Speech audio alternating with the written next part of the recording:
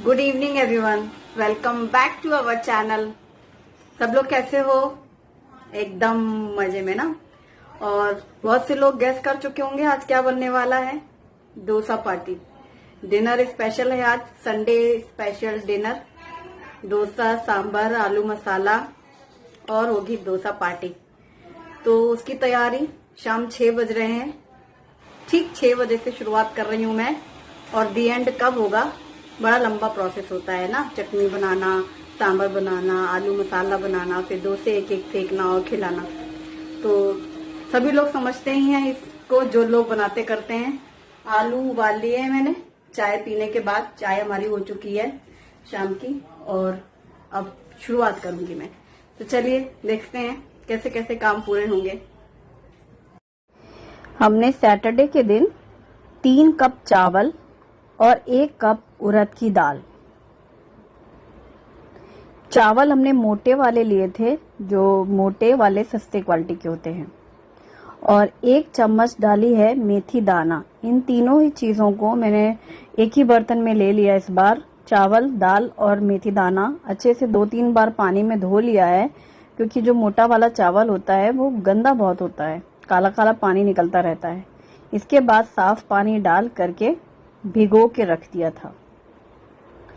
तो ये भिगोया और करीब 8-10 घंटे भीगने के बाद ही इसको पीसते हैं। तो ये मैंने ग्राइंडर जार में डाल करके पीस लिया है। सभी चीजें एक साथ मिक्स थी, तो अलग अलग कुछ पीसना नहीं पड़ा, एक ही साथ। और 2 बार ये पूरा जार में डाल करके मैंने इसको बैटर तैयार किया है। इसे मैं स्टील के इस बड़े डब्बे में रख रही हूँ, और इसमें जो ढक्कन है अच्छे से टाइट हो जाता है, तो अच्छा जल्दी से फर्मेंट हो जाएगा। सैटरडे के दिन घर में सुंदरकांड हुआ था, जैसा लास्ट वीक हुआ था वही हुआ। और मैं अपना रात के खाने की तैयारी की। कपड़े सारे धुले, सैटरडे के दिन बहुत सारे कपड़े धुले और रात में, और फिर वो फैला दिए। सुबह उठी हूँ संडे के दिन, तो यहाँ सुबह ऐसे ओस लग रही है जैसे सर्दियों में होती है उस तरीके की। कपड़े जो रात में फैलाए थे वैसे ही डले हुए हैं, मतलब कुछ हवा जैसा नहीं है ना, इसलिए सूखे नहीं है, नमी सी है। इस डब्बे में ढक करके ही रखा हुआ था बैटर। सुबह ये हुआ कि वही रोज वाला काम जैसे होता है, नहाना धोना, घर की साफ सफाई, पूजा, और इसके बाद नाश्ते में क्या बने, तो सुबह सुबह से डोसे की ना करके पोहे बनाए गए। तो वो मैंने आपके साथ शेयर किया था। पोहे बने, फिर सफाई हुई। फिर दोपहर में हुआ कि जो डोसे का बैटर है, तो डोसा सांभर जो बने, तो बोले रात में खाएंगे डोसे, दिन में नहीं, क्योंकि फिर वो दोपहर और दोनों टाइम खाने पड़ जाएंगे एक दिन में, दोपहर और रात में। तो फिर दोपहर दिन में बनी फिर रोटी और दाल। और अभी फिर शाम को मैंने ये पपीता काटा। तो जब दाल रोटी बनी, सब्जी, तो फिर वो मैंने शूट नहीं किया कि अब कितना करूंगी, रात वाली तो शूटिंग करनी ही थी। और शाम को मैंने दोपहर के टाइम पे करीब ये पपीता काटा। फिर शाम की मेरी चाय वाय का जो टाइम होता है, वो चाय करने के बाद फिर शुरू करूंगी डोसे का प्रोग्राम। तो जो डब्बा आपने देखा ना स्टील का, ये डब्बे में जो मैंने बैटर रखा था, ये सुबह ही अच्छे से फर्मेंट हो चुका था। तो मैंने इसको उठा के फ्रिज में रख दिया, क्योंकि जब नहीं खाना था अभी किसी को, तो फिर क्या फायदा था। और अब ये शाम की तैयारी शुरू की है मैंने। तो सबसे पहले आलू उबालने रखे थे 6 बजे। 6 बजे से ये डोसे का प्रोग्राम जो शुरू हुआ है, रात 10 बजे तक चला है। लगता ही है टाइम इसमें, जैसा कि मैंने इंट्रो में बोला। तो चाय पीने के बाद भी सब बर्तन धो लिए थे। दोपहर के खाने के बाद भी सब काम पूरे हो चुके थे। शाम की चाय और फिर आलू उबल गए। अब ये जो कपड़े फैले हुए थे सैटरडे नाइट से, वो अब संडे पूरा दिन तो थे ही बाहर। फिर मैंने सोचा अब इनको उठा लेते हैं शाम को, फिर रात में याद भूल जाती ना, काम में अंधेरा हुआ तो। आलू अच्छे से बॉईल हो चुके हैं, तो मैंने कुकर से निकाल प्लेट में रखे। और दाल मैंने भिगो के रखी थी, तुअर दाल, वो मैंने कुकर में उबालने रखी।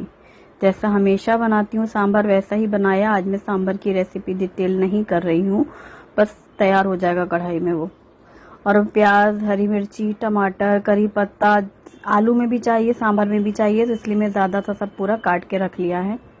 कढ़ाई में तेल गरम हुआ है, तो मैंने डाली है सरसों, हरी मिर्ची, और ये हाफ प्याज डाली है आलू के लिए। आलू का मसाला बहुत ही टेस्टी बनता है और सिंपल ही बनता है और अच्छा लगता है। ये मैंने करी पत्ता डाला है, ज़्यादा सा फ्रेश करी पत्ता। और जैसे ही प्याज भुन गई है तो मैंने डाला था टमाटर। टमाटर का जो हल्का सा खट्टापन आता है तो वो आलू में बहुत अच्छा लगता है।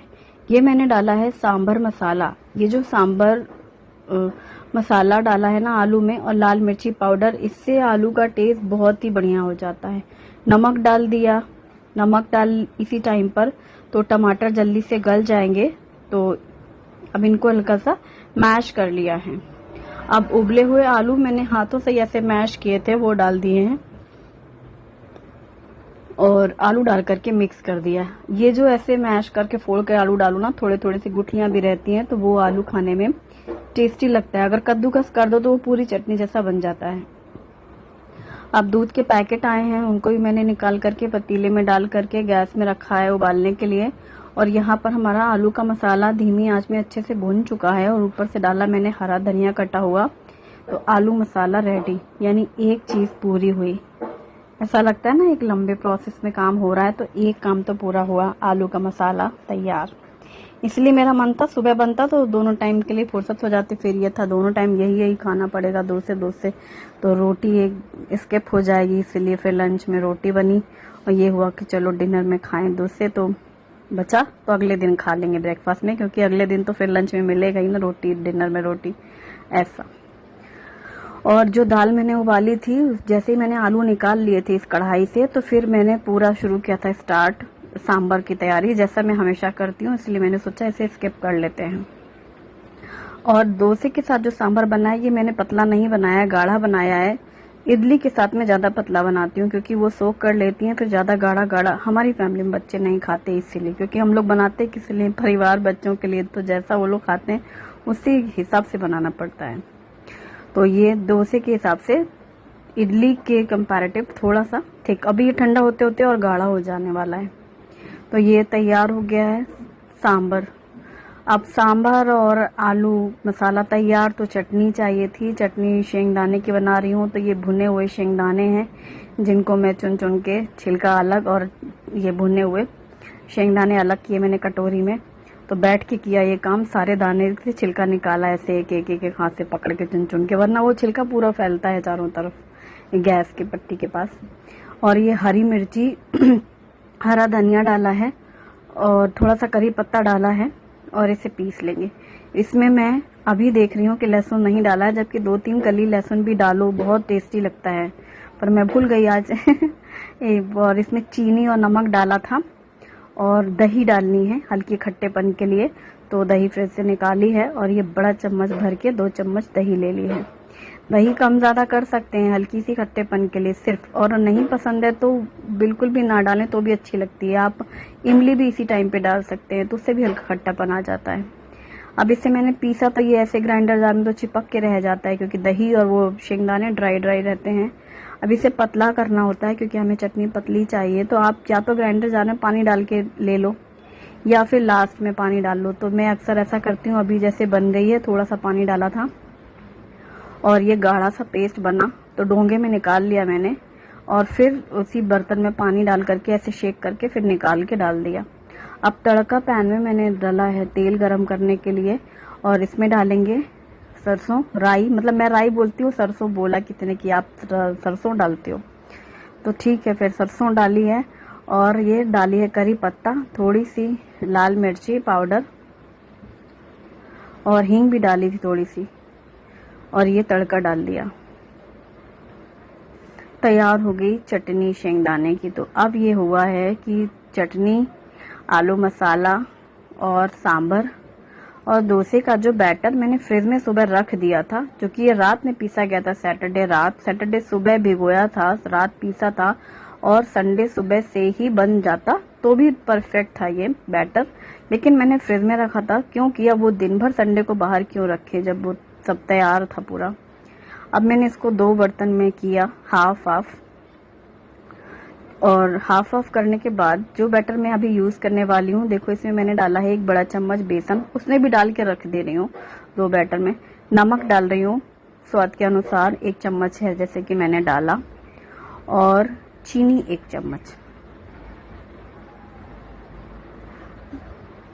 1 चम्मच चीनी, 1 चम्मच नमक और 1 बड़ा चम्मच बेसन डाला है हाफ बैटर में। हाफ में भी सेम वही चीज डाली है। अब पानी डाल करके बैटर को मिक्स कर लिया है, क्योंकि बहुत गाढ़ा है इसलिए। तो इतना करना है जितने कि हम बनाते हैं। डोसे बनाने के लिए बैटर ऐसे चाहिए होता है कि जो चमचा होता है जिससे हम तो अब ये जो बैटर है वो मैंने अच्छे से परफेक्ट तैयार कर लिया है। अब मैंने लगाई है प्लेट, एक एक करके प्लेट लगाती जाऊंगी, क्योंकि डोसे की प्लेट हमारी ट्रे जैसी है, बड़ी है, एक साथ सबकी नहीं लगेंगी। तो एक जैसे रेडी हो गई तो उसको टेबल पे पहुंचा दिया, फिर दूसरी रेडी हो गई, फिर दूसरी पहुंचाई, तीसरी और तीसरी। 3 लोग खाने वाले हैं एक साथ में। और यहाँ पर पहली प्लेट लगानी शुरू कर रही हूँ मैं। हाँ, डोसे का बैटर के लिए मैं कह रही थी, जैसे चमचे में लिया ना, हम चमचे से जब पलटते हैं तो जो चमचे का पीछे वाला हिस्सा होता है ना, उसमें ऐसे कोटिंग हो जाए, इतना थिक, जैसे बहुत पतला नहीं कि पूरा चमचा आपका दिखने लगे ना, वैसा वाला रहना चाहिए। पीछे एक लेयर जैसी बन जाती है। ये फर्स्ट डोसा है और सेकना शुरू किया मैंने। मैं ये डोसे नॉन स्टिक तवे पे बना रही हूँ, लेकिन परेशान मत हो, नेक्स्ट डे यानी कल जो ब्रेकफास्ट में बनने वाला है वो मैं परफेक्ट लोहे के तवे में, जिसमें मैं रोटी सेकती हूँ, पराठे बनाती हूँ डेली, जिसमें रोटी बनाती हूँ, उसमें ही बना के दिखाने वाली हूँ आपको। तो ये मैंने अभी इसमें बनाया, क्योंकि एक साथ 3 लोगों को खाना है, इसलिए तब भी मैं नॉन स्टिक का ही यूज करती हूँ। जब 1 या 2 लोग खा रहे होते एक साथ, तब फिर वो लोहे के तवे पे सही रहता है। जैसे कि ब्रेकफास्ट टाइम पे शुभम तो लेट खाता है और 2 लोग पहले खाएंगे, तो मैं लोहे के तवे पे बनाऊंगी, क्योंकि एक ही हाथ से वो ऐसे ऐसे फैलाना सीखते जाएं, इसलिए। तो ये स्टार्ट टू एंड बिल्कुल नो फेल परफेक्ट डोसे बनते चले जाते हैं। और ये मैंने जो 2 ही बर्तन में बैटर किया था ना, तो एक का मैं आज यूज कर रही हूँ। नेक्स्ट डे ब्रेकफास्ट में यही डोसे मैं आपको लोहे के तवे पे जरूर बना के दिखाने वाली हूँ, वीडियो जरूर देखिएगा। और बस फटाफट से बनने शुरू हो जाते हैं। यदि आपको कैप बनानी है, जैसे कि मैंने लास्ट टाइम बनाई थी, तो आप बीच में से कट करके और फिर उन्हें राउंड कर सकते हैं, लेकिन इतना टाइम नहीं था मेरे पास आज कि मैं उसको कैंची से भी काटूं फिर वो गोल करूं। मतलब इस टाइम पर, जिस समय मैं ये कर रही थी, मतलब लग रहा था एक हुआ तुरंत दूसरा फैलाओ, तुरंत गोल ही सही, मतलब बनाते जाओ फटाफट से। और ये प्लेट तैयार। ऐसे ही बहुत ही इजीली निकलते चले जाते हैं। नॉन स्टिक कोई भी तवे है ना, सभी ऑलमोस्ट एक जैसा ही वर्क करते हैं, और फिर भी बहुत पूछते हैं लोग। तो जैसा कि मैंने देखा है, वो हॉकिंस का फ्यूचर जो डोसा तवा आता है ना, वो बहुत बढ़िया है, बहुत बढ़िया। उसका तो मतलब मैंने ट्रायल भी देखा है ना, इसलिए मैं बता पा रही हूँ। बाकी मैं जैसे अभी इसमें बना रही, इसके पहले मेरा एक नॉन स्टिक था, निर्लॉन का है, एक पिजन का था पहले। मतलब बहुत सालों से डोसे बना रही हूँ ना मैं। जब बच्चे छोटे थे ना, किच्ची पिच्ची टाइप वाले बच्चे, तब से बना रही हूँ मैं। मुर्तजापुर से बना रही हूँ। हाँ, माना में भी बनाए थे शायद पहले कभी, ग्राइंडर जार जब आ गया था ना मेरे पास, तब से। तो काफी साल हो गए। तो 2 तवे यूज कर चुकी हूँ मैं नॉन स्टिक वाले, मतलब वो अब उतने अच्छे से नहीं कवर करते हैं। ये तीसरा तवा है मेरा आपकी डोसे वाली लाइफ का। तो सब में एक जैसे जब नए नए तवे होते हैं, सब बिल्कुल वैसे ही रहते हैं, निकलते चले जाते, उसमें चिपकता नहीं है ना नॉन स्टिक में, इसलिए चिपक जाने वाला डर खत्म हो जाता है। चिपकने वाला डर होता है लोहे के तवे पे, और वो मैं आपको कल जरूर दिखाने वाली हूँ, पक्का प्रॉमिस वाला। और बस इसमें ये भी अच्छी चीज होती है कि इसमें बड़े बड़े बनते हैं। जो मेरा लोहे का तवा छोटा है साइज में, है ना, रोटी वाला तवा तो छोटा है, तो उसमें साइज छोटे छोटे बनते हैं, तो जल्दी खत्म हो जाएगा खाने वाले का, तो सेकने में टाइम लगेगा। बस इतना है। बाकी अगर देखा जाए, आप देखना आज वाला वीडियो जो आप देख रहे हो, और आप जो कल वाला देखोगे 2 सेकंड के लिए, वो वाली क्लिप रिपीट करना डोसे वाली। जो करारापन, जो लाल, वो जो स्ट्रीट वाला होता है डोसा, या फिर जो अपने रेस्टोरेंट में खाया होगा, वो जो करारापन, कुरकुरापन डोसे के पेपर में आता है ना, वो लोहे के तवे पर ही आता है। वो जो सुर्ख डार्क कलर जो नहीं आता एकदम लाल लाल टाइप, चाहे जितना भी नॉन स्टिक में आप घी तेल डालो वो दिख रहा है कि जैसे डार्क हो गया है, या तो इतना डार्क हो जाएगा पतला पतला सा, मतलब वो ये वाला डार्क होगा, लेकिन लोहे के तवे पे वो अलग ही चमक आती है दोस्त में। बस ऐसे ही बनाते रहना है, बनाते जाओ बनाते जाओ। तो डोसा पार्टी हो गई आज घर में। शुभी की बहुत याद आई मुझे, क्योंकि शुभी जब हमारे घर में रहती थी तो बहुत, संडे तो शुभी की छुट्टी रहती है, तो फिर जब ये सब काम वाम हो गया फिर उसके बाद शुभी से बात की मैंने। खाना उसका भी इसी टाइम पे ही होता है। उसको बताया हमने कि आज डोसा बने थे तो तुम्हारी याद आ रही थी।